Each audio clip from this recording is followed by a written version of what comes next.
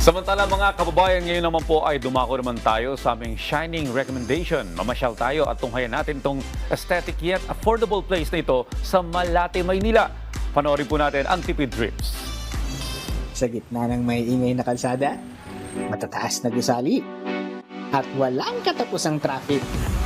Sino nga bang mag-aakala na may matatambayan tayo na pasok para sa mga naghahanap ng probinsya feels, beach vibes, at syempre, tipid na trip.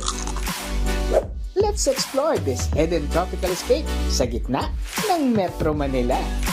Ano, biyahe na tayo?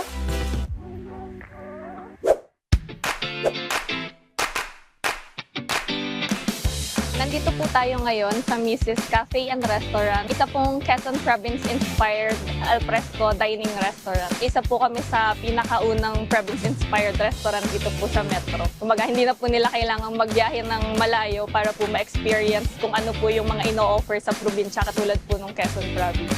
Pagpasok mo pa lang, kumpletong probinsya package na dahil may mga kubo na pwede mong kainan, maglaro sa bilyaran, kantahan, at may bar pa na para kang nag-book sa paborito mong summer destination. Pero, ang main attraction, Nag-o-offer po kami ng mga lutong misis o mga classic Filipino favorites po sa abot kayang halaga.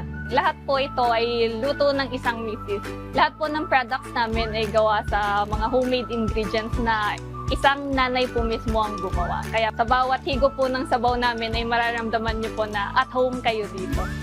feels like home talaga dahil parang nilutuan ka ni nanay o ni misis ng paborito mong ulam.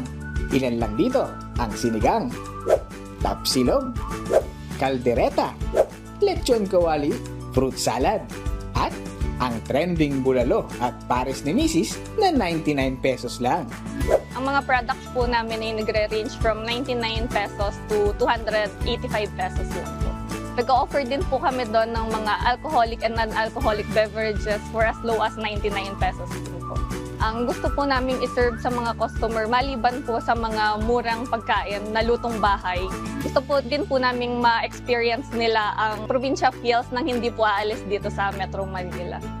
Open daily from 11 a.m. to 6 a.m. kaya pasok na pasok sa schedule ng cravings mo. Kakaiba, masarap, presko, at abot kaya pa.